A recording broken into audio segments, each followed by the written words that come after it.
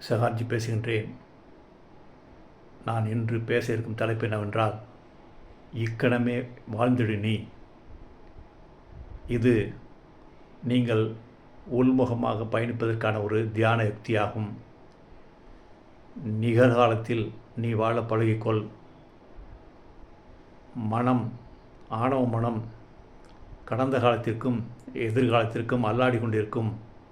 ஆனால் நிகழ்காலத்திற்கு ஆணவ மனதிற்கு சக்தி கிடைக்காது. அங்கே உணர்வு மனம்தான் உயிர்த்திருக்கும். உன் மனதின் நிலையை நிகழ்காலத்தில் நிறுத்தினால் அங்கே ஆணவம் விலகி நிற்கும். நீ நிகழ்காலத்தில் இருக்கும் பொழுது யாரையும் உன்னால் வெறுக்க முடியாது. நீ நிகழ்காலத்தில் இருக்கும்போது யாரை பார்த்தும் நீ பொறாமைப்பட முடியாது. நீ நிகழ்காலத்தில் இருக்கும் பொழுது எந்த கீழமை குணங்களும் உன் வழியாக வெளிப்படாது. உன் வழியாக ஆக்கப்பூர்வமான செயல்கள் மட்டும்தான் நிகழ்காலத்தில் நிகழும். அவ்வளவு மல்லவை மிக்கது நிகழ்கால நிலை. இந்த நிகழ்கால நிலையில்தான் உனக்குள் தியானம் சித்திக்கின்றது. நீ தியானிக்கும் பொழுது உன் எண்ணங்களுக்கு செல்லும் சக்தி கவனித்தல் சக்தியாக மாறி உன் மனம் உணர்வு மனமாக நிகழ்காலத்தில் உயிர்த்தெழுகின்றது. ஆதலால் இக்கணத்தில் வாழ்ந்திடு. இக்கணத்தில் நீ வாழ்ந்திட தன் உணர்வுடன் வாழ பழக வேண்டும்.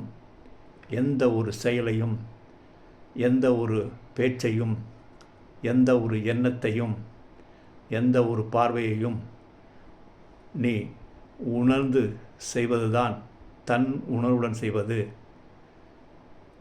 ஆணவ மனதின் ஆதிக்கத்தால் நீ தன் உணர்வு திறனை மறந்துவிட்டாய். இயல்பாகவே பிறந்த குழந்தைக்கு 7 வயது வரை தன் உணர்வு அதிகமாக இருக்கும்.